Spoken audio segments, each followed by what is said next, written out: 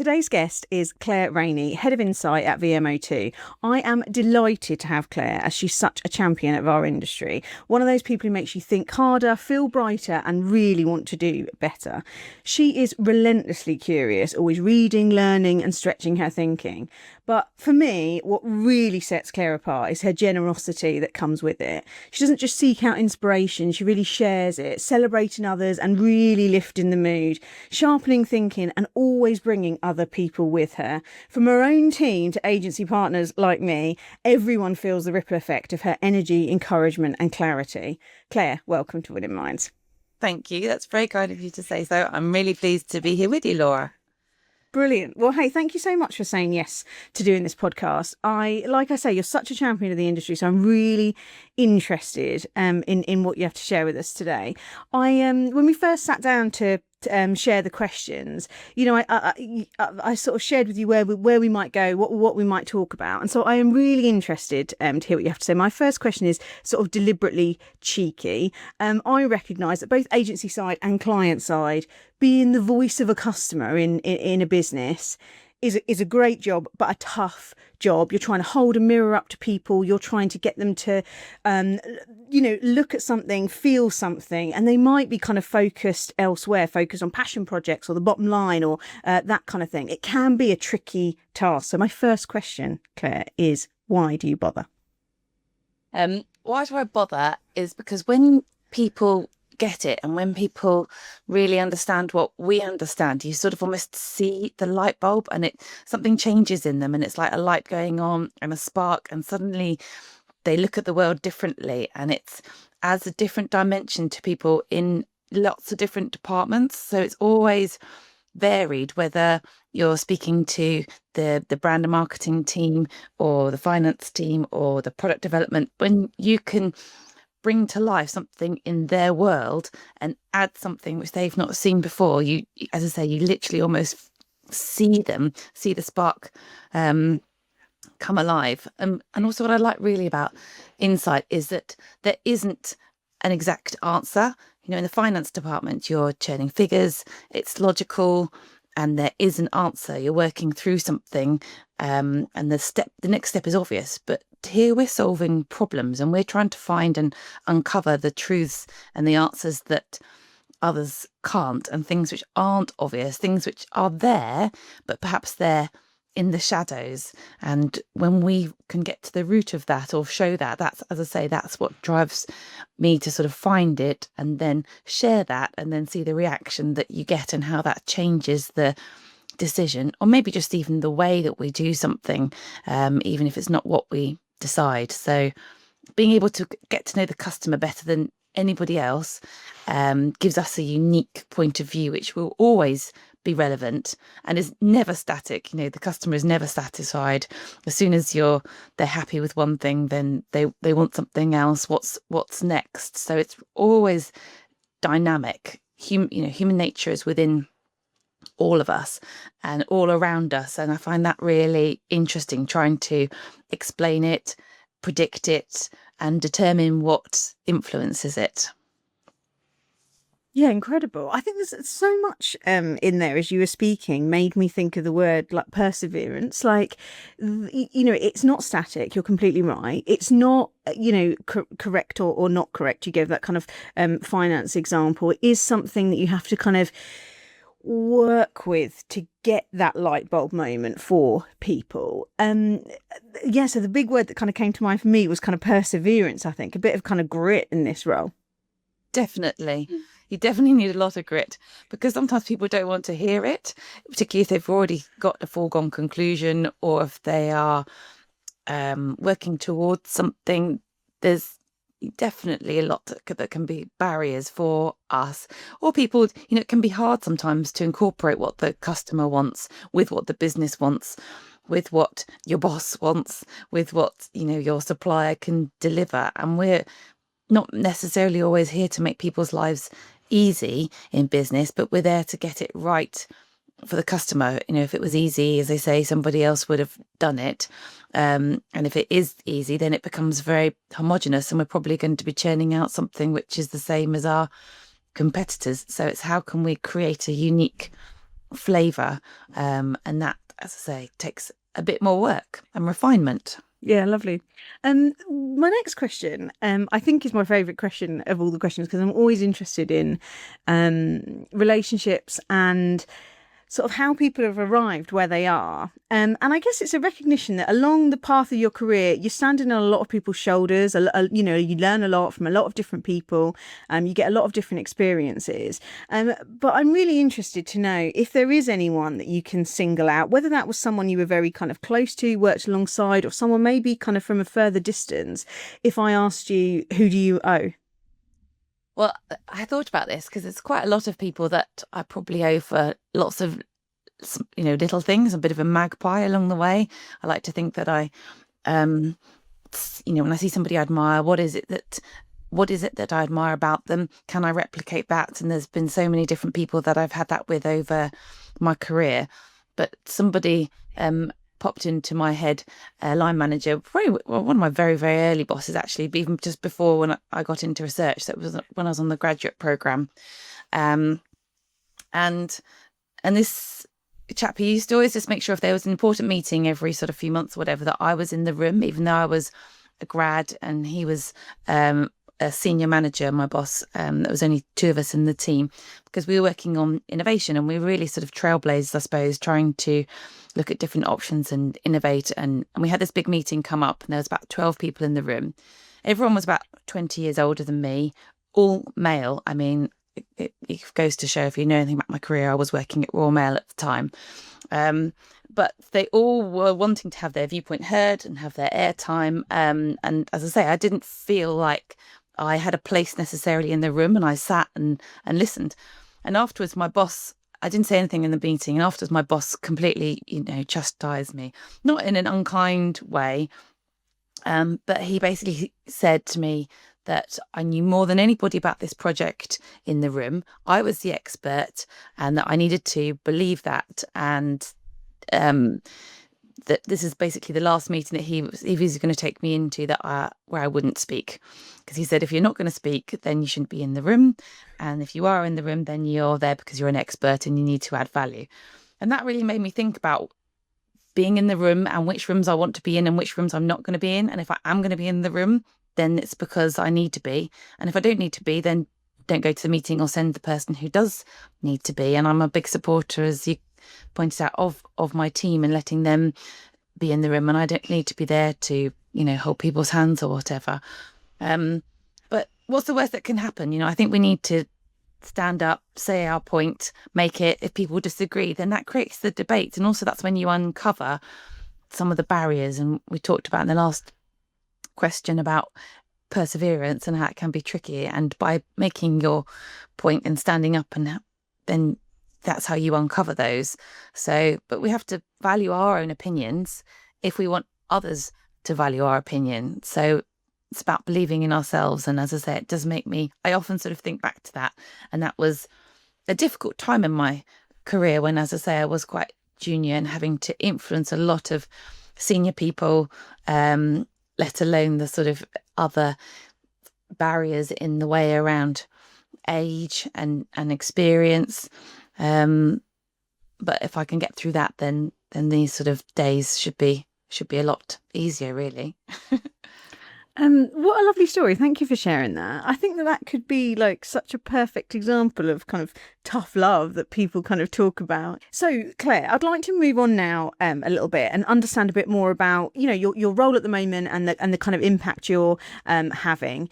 I'm really keen to know, all of these things that you talked about kind of at the start, making people have those light bulb moments, see what really kind of matters to consumers and how really to win. What are some of your sort of secrets there in terms of influencing people, getting those light bulb moments really to come into the room? Yeah, I mean, so much of our role is influencing. I think we're all professionals at what we do, but then it's the influencing which is the sort of the tricky bit. And I think you really win in the delivery. But to get to the delivery, there's still plenty of things you can do. We've got opportunities from the very start of the project to set the tone throughout. And a bit like how we might say that a survey of our customers is a touch point, a customer experience. So we want to make that a good experience when they're doing a customer survey. We should do the same when we're project managing. So think about our touch points being every meeting that we have, being your personal brand, your proof point of your capability, the confidence that people have in you. And to that point, that by the time you get to completing the project, I'm a big believer that you can skip over the methodology and get right into the nuts and bolts, because you should have created that your personal brand by then, and that confidence. And while there might be different people in the room, if they haven't seen all the run up to it in the methodology, they probably don't need to. Those people that have probably seen it, so skip over that and get straight into the to the delivery and the findings. So I think less is more.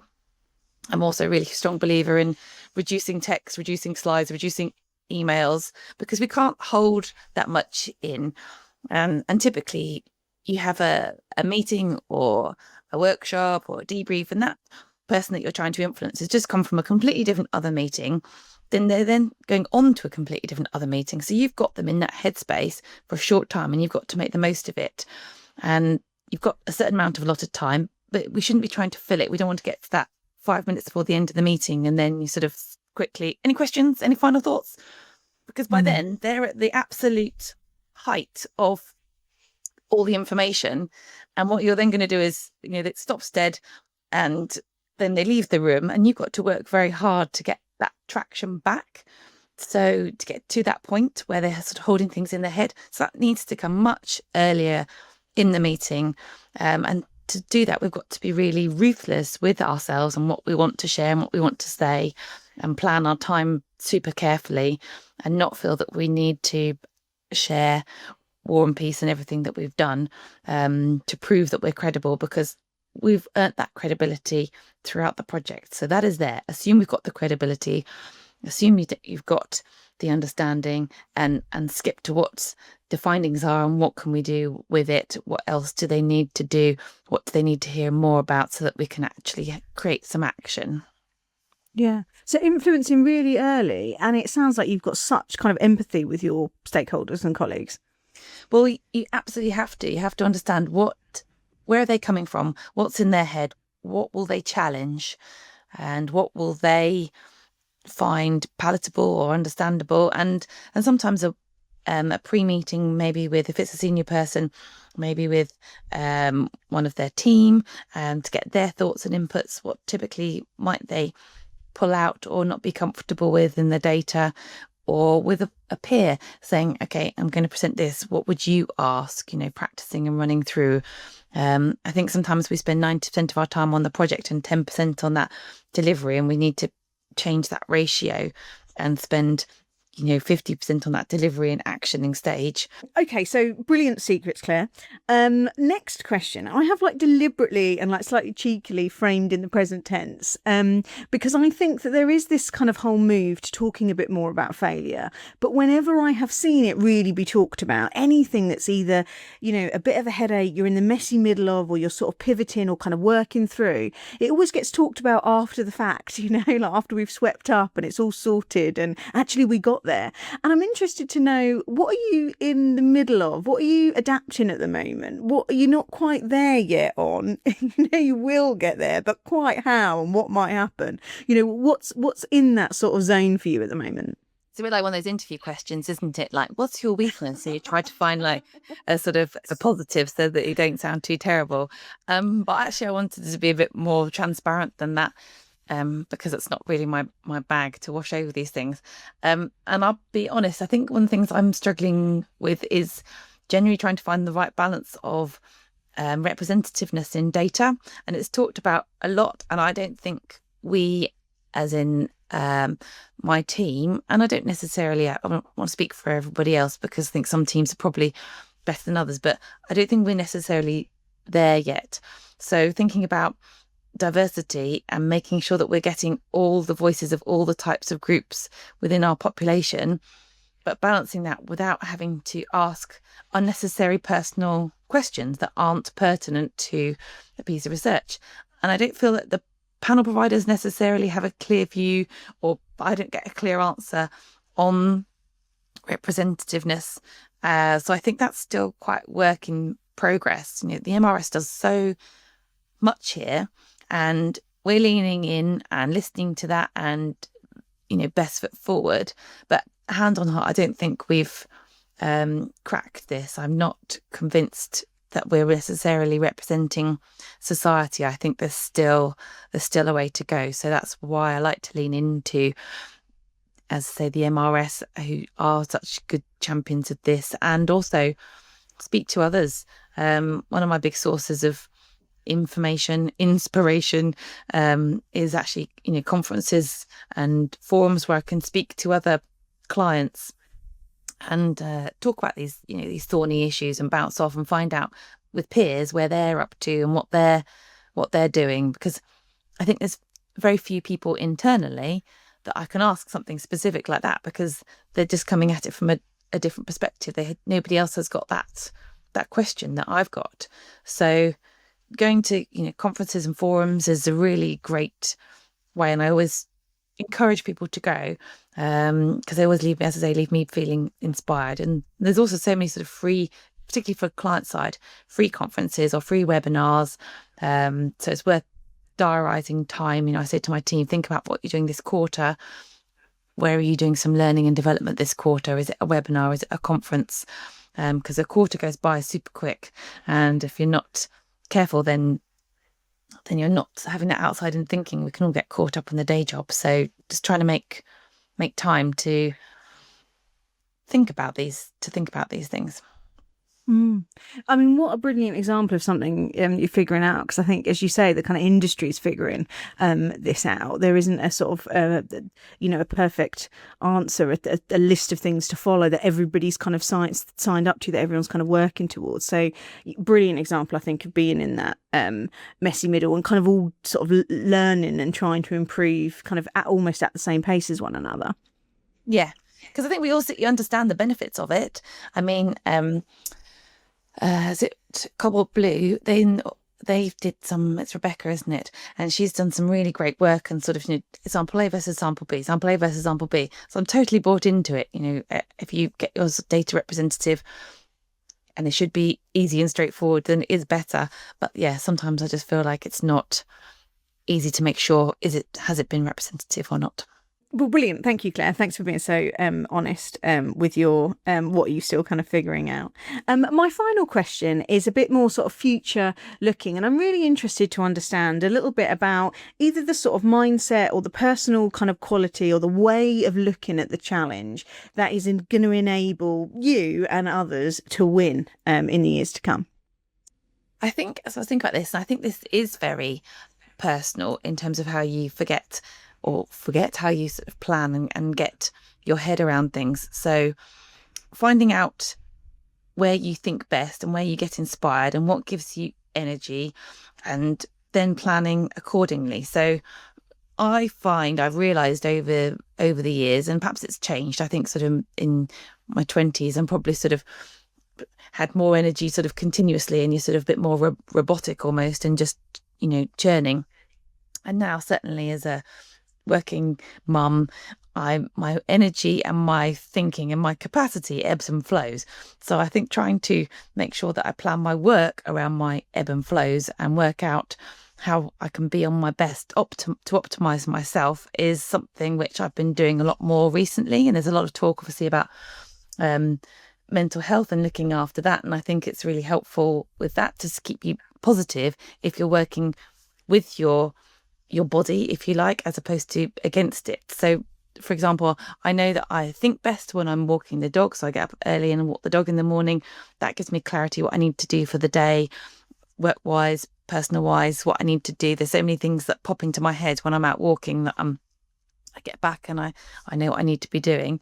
Whereas I know if I'm thinking about reading work articles or books, I can't do that at home. I really struggle with that, but I can do that when I'm commuting. So, my train journey is about an hour into London. So that's the time once a week that I then focus and I take a workbook or articles, and that's my reading time once a week. I get a lot of energy, I mentioned before, from face-to-face workshops. And I know that I'm productive in Teams meetings when we've got clear goals and set up and next steps. And I'm a big believer in that as well. Otherwise, you just lose as you say, you lose time, don't you? Half an hour. So I think just analysing our ways of working as individuals, so where we can be at our best personally and professionally, so that we are working optimally. Because sometimes, I get stuck mentally and I think there's no point dragging on here. I just can't see the wood for the trees. I'm just going to go out for a walk. And then clear my head. And then other times it's sort of Friday night and my head's still really going at 7 o'clock. Not always, by the way, on a Friday evening, but sometimes I'll still be going like, I've got this, I've got the clarity, and I'm just in the flow. So I think that's the nice thing about our ways of working now, is that we can be flexible and can work more flexibly in terms of hours or time. But otherwise it's just trying to sort of force feed a child, it's just not happening. You don't want it, the child doesn't want it. So just sort of be kind to ourselves and think, okay, I'll try this again later. And when you feel better, and then I think we'll feel better in ourselves, we operate better, you win for yourselves. And surely that's what it's all about is, you said, how do we win? I think if we're happy in ourselves and feel like we've been productive and are working at our best, then that is winning. That's winning for me, because that's, if I'm on point and focused, then I'm going to do my best work, hopefully. I mean, I really do think, by the way, you must absolutely nail that. Whenever I see you, that is absolutely my impression of you. When I was writing your intro, the word that came to mind so much about you was bright. And in the end, I think I used it as you make others brighter. But I do think that I feel like you absolutely nail that. So there are probably some quite good lessons to take. And one of the things that I picked out from what you were saying as well is, the balance of time over a period of time, that it isn't about ticking every single box within every single day. You see so many of these sort of slightly bonkers things saying, read 3 pages of a book every single morning. Actually dedicating a good amount of time to it just once a week or once a fortnight, if that's how your kind of world works. It's balance over time, not balance within every single 24-hour chunk we're given. Well, brilliant. Hey, thank you so much for joining me today, Claire. I've absolutely loved our conversation. As always, kind of really nice to speak, but I think just lovely to kind of get underneath some reflective questions with you. So thank you so much for joining, and thank you for being kind of so honest about both the wins and some of the things you're still figuring out. You're most welcome. Thank you very much, Laura.